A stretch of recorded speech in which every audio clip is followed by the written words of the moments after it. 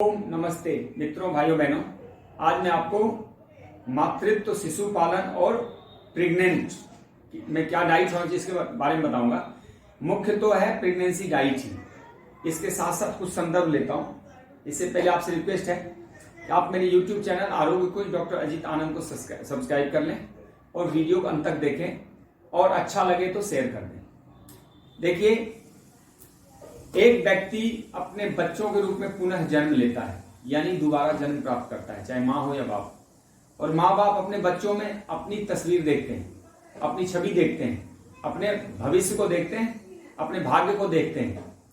तो जब बच्चा स्वस्थ होता है तो वह माँ बाप का कल्याण नहीं करता, वह समाज, संसार, देश, राष्ट्र और सारे विश्व के लिए कल्याणकारी होता है। और लेकिन एक बच्चा खराब होता है तो वह सारे संसार के लिए बोझ है।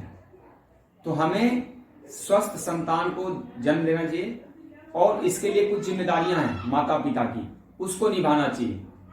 तो दरअसल क्या होता है कि स्वस्थ, सुंदर और अच्छा संतान हर माता पिता की चॉइस होती है।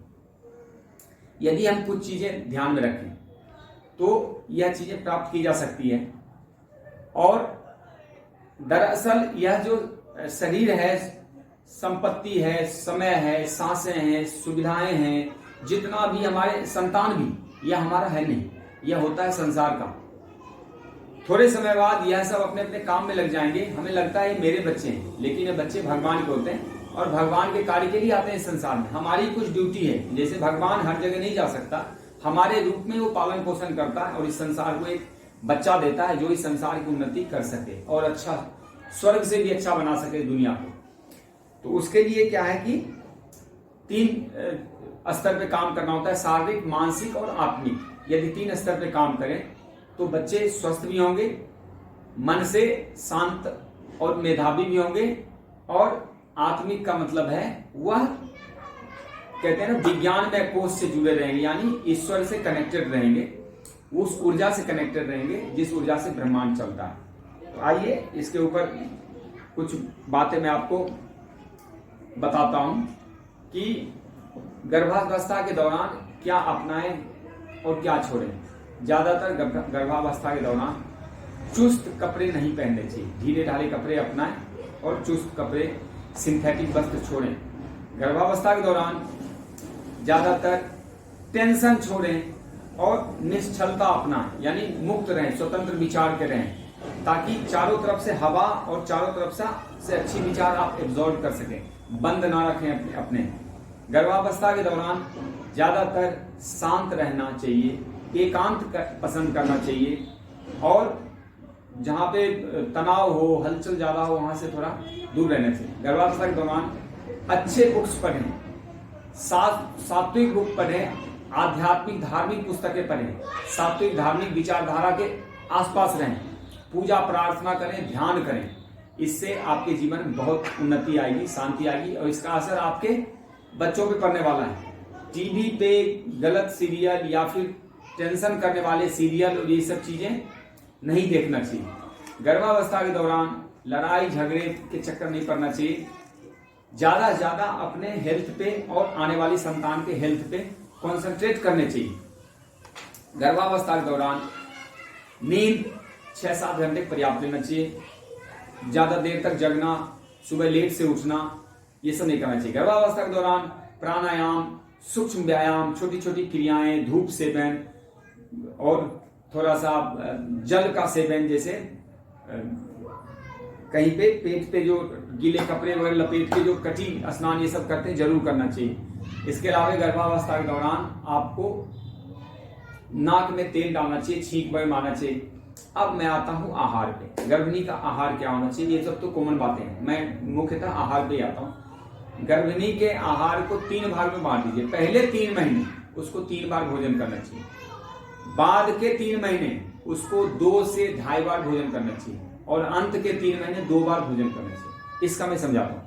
पहले 3 महीने जो आज भोजन हो उसमें 3 आहार शामिल करना चाहिए। पहले आहार में पेट भर के फल हो, ड्राई फ्रूट साथ में हो, फल ज्यादा हो, रस वाले फल हो, और ड्राई फ्रूट्स कम मात्रा में हो और भिगोए हुए हो। सूखा ड्राई फ्रूट नहीं खा सकते। दूसरे आहार में यानी लंच में सलाद हो, सब्जी हो, रोटी या चावल हो, मिक्स अनाज की रोटी, चोकर समेत आटे की रोटी, अनपॉलिश्ड चावल हो, छिलके वाली दाल हो, तो ये सब अच्छा है। सब्जी, सलाद, ताजी चटनी हो, नमक मिर्च मसाले कम हो, और इसके साथ अनपॉलिश्ड चावल या छिलके वाले मिक्स अनाज की रोटी, मूंग छिलके वाली दाल वगैरह, ये सब लेने चाहिए, स्वस्थ चीजें। शाम के भोजन में थोड़े अंकुरित आहार शामिल कर सकते हैं, या फिर थोड़ा पोहा को भिगो के हल्का सा भून के उसमें सलाद के साथ खा सकते हैं। भुट्टा खा सकते हैं, थोड़ा सा कच्चा भुट्टा है, हल्का सा उसको रोस्ट करके खा सकते हैं।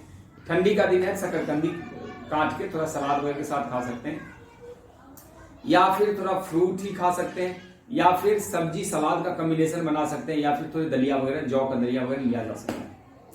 उसके बाद के जो 3 महीने हैं उसमें 2 आहार तो होना चाहिए। पहला आहार तो फल और ड्राई फ्रूट का, दूसरा आहार सब्जी सलाद चटनी रोटी चावल जो भी। शाम का आहार बिल्कुल कम से कम हो, सप्ताह में 2 बार 3 बार हो, 2 बार 3 बार ना हो तो अच्छा है। और लास्ट का जो 3 महीना यानी 6 से 9 महीने में उसमें 2 आहार से ज्यादा होना नहीं चाहिए, क्योंकि उसके बाद जब गर्भ का विकास होता है तो वह आंतों को प्रेस कर देता है, दबा देता है, आंतों में सिकुड़न आ जाती है, तो जो वेस्ट है, मल का निष्कासन है, वह अव्यवस्थित हो जाता है, उसमें रुकावट आती है, फिर कब्ज की समस्या होने लगती है, जो कि बच्चों के विकास में बहुत खतरनाक होता है। फिर खून में एसिड मिलने लगता है, खून में अम्ल मिलने लगता है, जो कि बच्चों के लिए खतरनाक हो सकता है। दूध घी का सेवन रात को नहीं करना चाहिए। अगर करना ही है तो सुबह नाश्ते में ले सकते हैं, या दोपहर 1 कटोरी दही या छाछ लिया जा सकता है। और दूध जब ले थोड़ा केसर उसमें डाल सकते हैं, या हल्दी, कच्ची हल्दी का रस अगर 1/4 चम्मच 2-3 महीना सेवन करते हैं, इससे बच्चे के स्वास्थ्य पर बहुत गजब का असर पड़ता है। इसके अलावा जो फल खाते हैं वह विभिन्न कलर के होने चाहिए, मौसम के अनुसार, आउट ऑफ सीजन नहीं होना चाहिए। महंगे फल नहीं खाने हैं, मौसम के अनुसार लेंगे सस्ता। सब्जी भी मौसम के अनुसार लेना है, और ताजे लेने चाहिए, और ज्यादा मिर्च मसाले नहीं होने चाहिए, कुकर वगैरह में पका के नहीं खाने चाहिए। ये तो हो गया आहार। अब देखिए, पैक्ड फूड का सेवन नहीं करना, कोई भी पैक्ड ड्रिंक नहीं पीने चाहिए, जैसे रियल जूस या फिर ये जो उसमें डब्बे में बंद होके जो फ्रूट जूस आते हैं, नहीं लेना चाहिए। कोका कोला ये सब नहीं लेना, चाय बिस्किट मैदा चीनी नमक मसाले सब नहीं लेना चाहिए। बेकरी के प्रोडक्ट नहीं लेने चाहिए, नॉन वेज आइटम कुछ भी नहीं लेने चाहिए। इसी प्रकार पॉलिश वाली चीजें या जो फैक्ट्री के माध्यम से आपके घर में आती है, वह सेवन नहीं करना चाहिए, बहुत खतरनाक होता है सर, बच्चे के हेल्थ पे असर। जितना ज्यादा नेचुरल डाइट आप रख सकते हैं वह रखें। 1 गिलास वेजिटेबल या फ्रूट का जूस यदि आप पिला सकें, बहुत ही उत्तम है, चाहे वो घिया टमाटर हो, या गाजर चुकंदर का हो, या फिर पाइनएप्पल का हो, मौसमी अनार का हो, कुछ भी ऐसा हो जाए। गोभी, पालक, मेथी, बथुआ या फिर बीन्स, यह सब बहुत अच्छा रहता है, वह उनके आहार में शामिल किया जा सकता है। इसके अलावे जो चीजें आत्मा को इफेक्ट करती, बच्चे के मूल डेवलपमेंट को इफेक्ट करती, वह है मेडिटेशन। माताओं को मेडिटेशन, ध्यान की प्रक्रिया जरूर करना चाहिए, कम से कम 15 से 20 मिनट रोज मेडिटेशन करना चाहिए, रोज मेडिटेशन करना चाहिए। आप लोग सुनते होंगे, दरअसल गर्भ एक विज्ञान है, या कोई अज्ञान नहीं है, या कोई कर्मकांड नहीं है, दरअसल गर्भ विज्ञान है। यदि गर्भ विज्ञान को फॉलो किया जाए, मनचाही संतान भी प्राप्त होती है, स्वस्थ संतान भी प्राप्त होती है, जो कि देश का कल्याण तो बाद में करेगी, पहले आपका कल्याण करेगी। नहीं तो अगर बच्चे नालायक हुए, बच्चे दुर्बल हुए, तो सरकार के ऊपर, देश के ऊपर, समाज के ऊपर बोझ बनेंगे, और आपके ऊपर भी बोझ बनने वाले हैं, क्योंकि वो आपकी सेवा नहीं करेंगे, बल्कि घर से निकालेंगे, वृद्धावस्था में परेशान करेंगे, और घर में रोज तांडव मचाएंगे, क्योंकि आपने वह 9 महीने संयम तो रखा नहीं। तो यह 9 महीने जो होता है आपके जीवन का बहुत ही इंपॉर्टेंट काल होता है।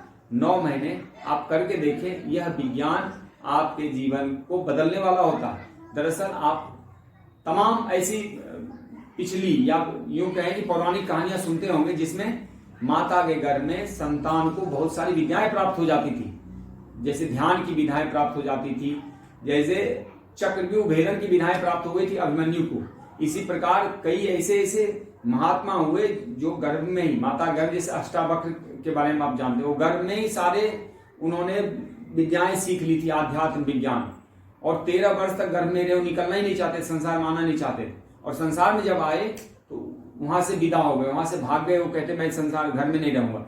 यह एक विज्ञान है, यदि इसका आप पालन करते हैं तो जीवन में अद्भुत सुख आएगी, शांति आएगी, स्वास्थ्य आएगा, संतान आएगा, और संतान होगा मेधावी होगा, मनचाहा भी होगा। तो वो एक अलग विज्ञान है, लेकिन ये 3 पार्ट आप ध्यान करें। और भी ये बहुत सारा है, घंटों भर भी बोलूंगा तो ये कम पड़ जाएगा। मैंने बहुत मोटे मोटे शॉर्ट में बहुत कम चीजें बताई, बहुत ज्यादा चीजें छोड़ दी है, क्योंकि इतना इस पे कोई फिर देख लंबा वीडियो होने के बाद उसको लोग ज्यादा नहीं देख पाते। तो शॉर्ट में आप इतना समझ लें। धन्यवाद। ओम आपका कल्याण हो। जय हिंद।